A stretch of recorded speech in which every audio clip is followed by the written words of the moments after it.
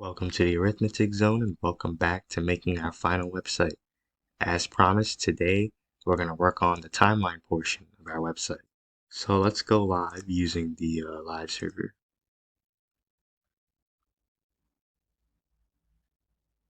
So we're on our timeline page. Obviously we have nothing here other than a navigation bar. And obviously the first thing we're going to have to do before we put in all of our data is to make our HTML layout. So right here, after the navigation bar, which is in its own separate div right here, we're going to make a new div. And the way I plan for this to work is I want there to be a form where the user can input their zip code. And then below that, I want there to be the little timeline table. So we're going to have two divs. The first one, we're going to give it the ID of zip. And the second one, we're going to give the ID of timeline. And just so I don't forget, let me go copy and retrieve the footer so we don't have to do that at the end. Save, and let's look at our result. Alright, so this little space in between are the two divs, so let's get working on those. To put a form in our zip div, we're going to have to put in the form tag, and inside the form tag we're going to give it the label of enter your zip code so the user knows what to do. And as for the input, we need to specify what type of input: text, and we have to give this an ID of zip input. And then finally we want a button so that the user is able to submit their zip code, submit their response. And we also want to give this an ID of zip submit, and we're giving them ID so we can refer to it in our JavaScript as we discussed in our DOM lessons.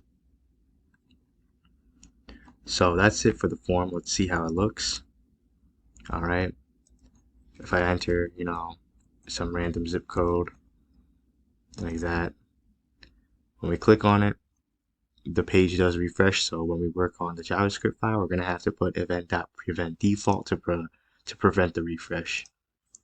So once we have the zip code, I want to work on the timeline, because as I said earlier, what I want the timeline to do is I want the user to be able to select between choosing the timeline of hours and days, and they can check the next 5 hours, or the last 5 hours, or the next 5 days and the last 5 days.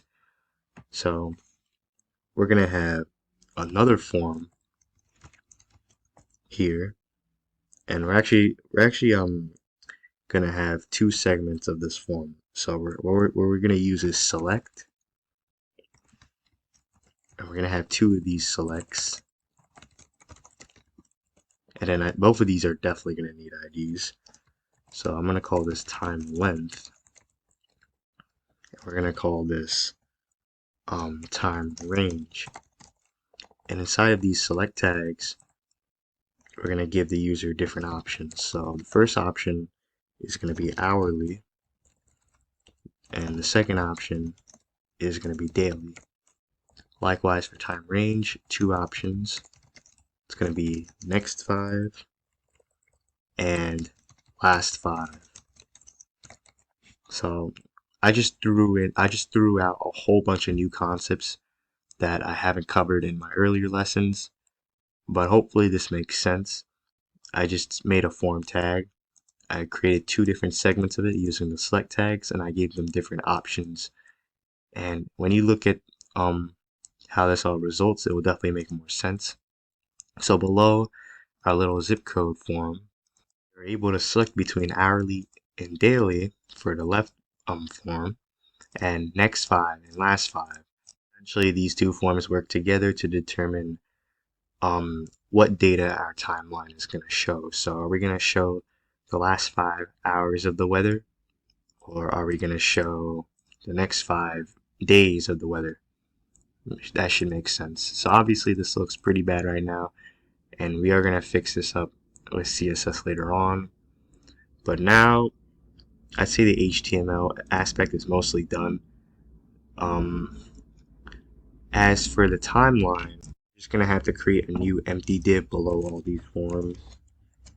And inside of this div, or it doesn't really matter to have this indent, inside of this div is where we're gonna have all of the different weather information. So you may remember a while back that I did put in a link on the description of a few of the videos to this API website, this global weather API that I plan to use. I wanted you guys to make an account for this so that we could use this on our own website. But what I forgot to include was a link to this other weather API. It's called Open Weather, and I also want to make an account for this one because this is the API we're going to use to obtain our latitude and longitude values. And the reason why is because this visual crossing API, the way it works, how it retrieves weather data based on your location, is that it uses latitude and longitude values. And I wanted to use, obviously something simpler to identify location. So I thought zip code would be a good idea. So to link the latitude and longitude values to zip code, we're going to use the Open Weather API. I pulled up the links to both of them, and we're specifically going to use the Geocoding API of Open Weather, and we're also going to use this Timeline Weather API of the Visual Crossing API. So if you look at the fetch methods, you may realize that both of these APIs require an API key, which is something I haven't covered yet, but many APIs, or many public APIs, when you use them, they require a key in order for you to fetch the data. So how do you obtain a key for these websites? Well, all you do is just make an account and create your key. So for Visual Crossing, I made an account, so I'm going to click on account. And your API key is going to appear here if you haven't created one already. And if you haven't, I highly suggest you do.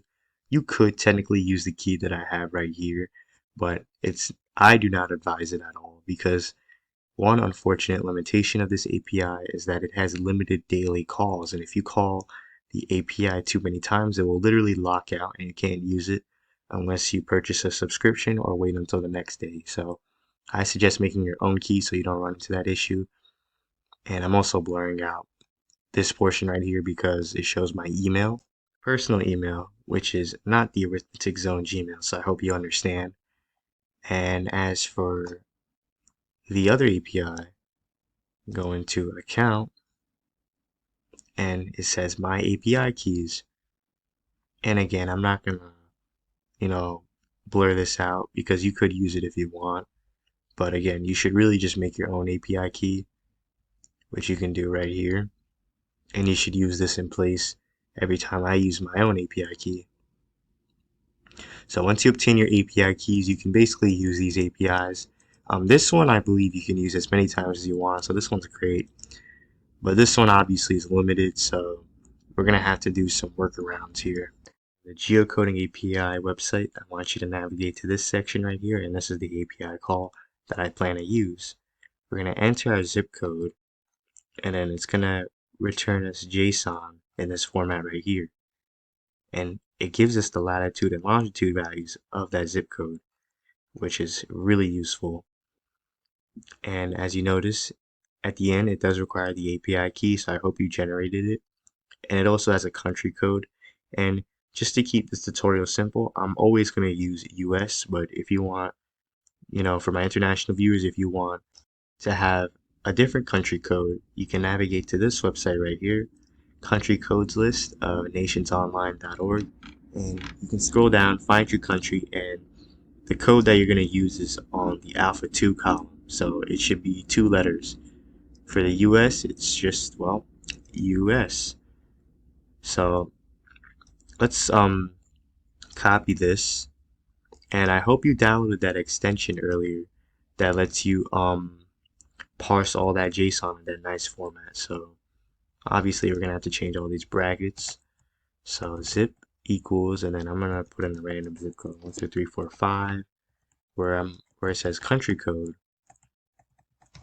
I'm gonna write US, and then for the API key, I'm gonna obtain my API key right here. and let's delete this. We're gonna copy that here. If you did it correctly, it should return you JSON into this nice format, and we can retrieve these latitude and longitude values when we call this API. So back in our Visual Studio Code and the timeline folder, we're gonna make another file. Let's call it timeline.js, and this is gonna be a very long file by the time we're done with it, so be prepared. And as usual, the first thing we should be doing is retrieving the HTML elements using DOM. So let's see what we have here. So clearly we're going to have to take the zip code input, which is from this div right here. So what we're going to do is say let zip input equal document dot get element by ID, and then we got to see what we called it. And we called it zip input because we specifically want the input of the form. So let's say zip input. Next, we also want the button. So we can put event.prevent default on it. So I believe I called it zip submit. And I did.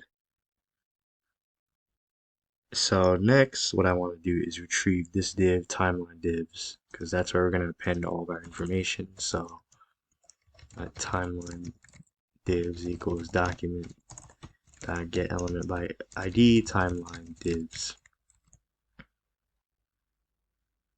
And then we also want to retrieve select tags of our little form here, specifically time length and time range.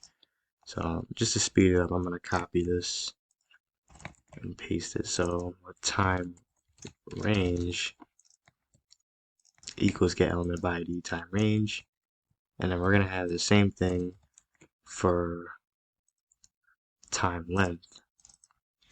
Time length right here. And I'm going to put time length first, just so that it's consistent with the layout of the HTML code. And also for the zip code, the specific value of it, it's going to be the value property of this input here. So we're going to say let zip code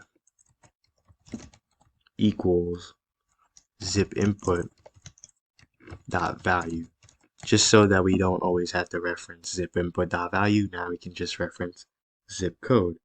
So obviously the first thing we need to do is every time we click this button, go back to here, the page should not refresh.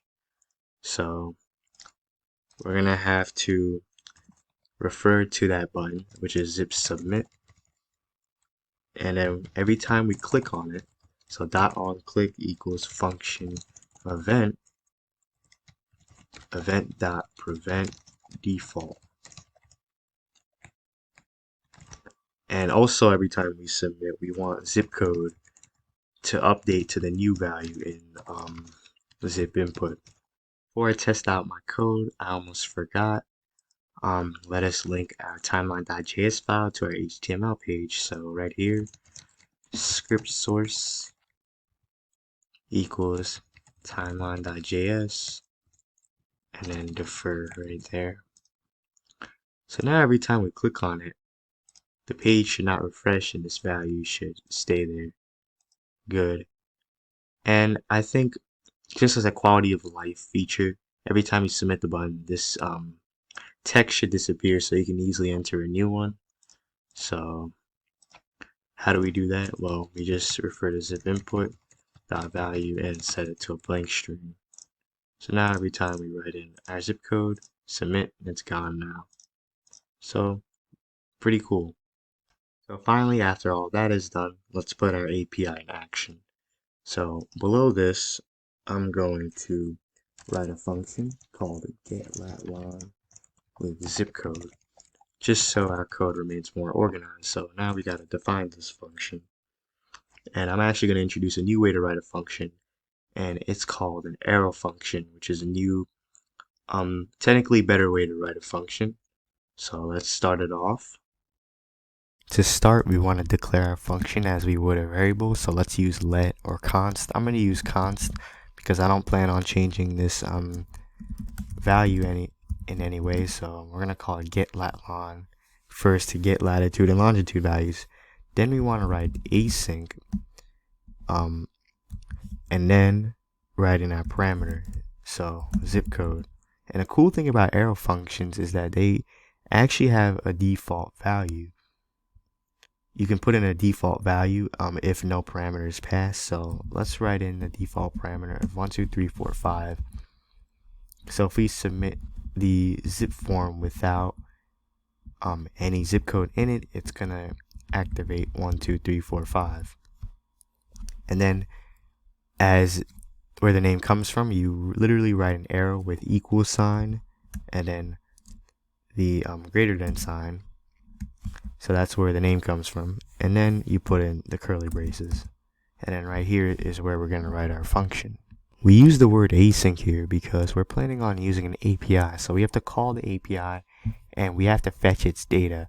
And obviously that takes time, and we can't run through our code and search through objects in our JSON if we don't wait to actually have our data. So we're using async, and then when we use async, we have to use the keyword await to wait between each step of retrieving and collecting the data. So the first thing I want to do is make another const variable. We're going to call it latlon API. And this is essentially going to be the link to retrieve all that information. So we already have that link. We have it right here. So I'm going to copy this, and you're going to see why these curly braces are actually really useful right now. So I'm going to go back and note that instead of using double quotes or even the single quotes, I'm using these quotes that are next to the 1 key on your keyboard. These are called template literals. So I'm going to put them in, and everywhere where you see those curly braces, before we put in the curly braces, we're going to write the $sign. Notice what happens. Notice what happens here. Everything that is in the curly braces is no longer orange, which means JavaScript no longer recognizes it as a string, but it recognizes it as an actual value. And we're going to put in the $signs every time we see the left curly brace. So here and then here. And obviously we have to change these values. So where it says zip equals, that's where we want our zip code. So anything that's in this curly brace is no longer a string. So this could be our variable zip code, or in this case our parameter. So that works. As for country code, as I said, just for the purposes of this video, I'm going to keep it exclusive to US. But if you want your website to include a country code form that the user can input, you're more than welcome to do that, to take on that challenge. But just for our purposes, we're going to delete this, and we're going to always make it the US. And then right here is where we write our API key. So I haven't initialized a variable for that, so I'm just going to copy my API key directly. Again, you're welcome to use it, but you should really make your own so that, you know, my API key doesn't get flooded with requests. So again, I'm going to delete this because this is a constant value. And then I'm going to close off this template literal with another one of these quotes right next to the 1 key. So now that we have our API link, we have to fetch that data, and we're going to have to put that in its own variable. Let's call it latlon response. And we're going to use the keyword await, which pairs with async. So essentially we're waiting to fetch this data, make sure we get all the data that comes with it. And then now we have to convert this response into JSON format. So const latlon data equals await latlon response dot JSON parentheses. So we fetch the data from this API using the zip code the user inputted, and then we're getting its response, and we're converting it into JSON data that we can traverse. So now that we converted it into JSON, we can actually print out our data in our console to see what it looks like. And I just realized I called it let_lon data. I apologize for that. So let's go back to our website. And then to test that it works, we're going to press inspect. And we're going to press console right here. So let's write in our zip code, 11693. And then when we press submit, prints out this object into our console, this JSON data. The zip is 11693, so we know that works. What about 11692? We now have a zip code data for 116. Anyway, the whole point we call this API is so we can convert our zip code into latitude and longitude values, which it conveniently gives us here, and we can just refer to it by using .lat and then .lon respectively. So we're gonna say let lat equals let lat_lon data .lat, which I believe is what its properties called. Yes, .lat. And then we want the same thing for the longitude, which is referred as lon. So there you go. We referred to those specific property values, and now we have to do something with them. So before I get into the timeline and how we're going to use these lat_lon values, we're also going to have to refer to the values within time length and time range. So we're going to say let length equals time length dot value, which can only be hourly or daily, and then let range equals time range dot value, which can only be next 5 or last 5. And finally, we're going to call a new function that I plan to write in the next video called init timeline, which is going to take 4 parameters. It's going to take the length, the range, the latitude value, and the longitude value. And then this is ultimately the function we're going to use to create our timeline. And making this function is clearly going to take a long time, which is why I plan to tackle this in the next video. So I hope to see you guys then, and I hope you have a nice day.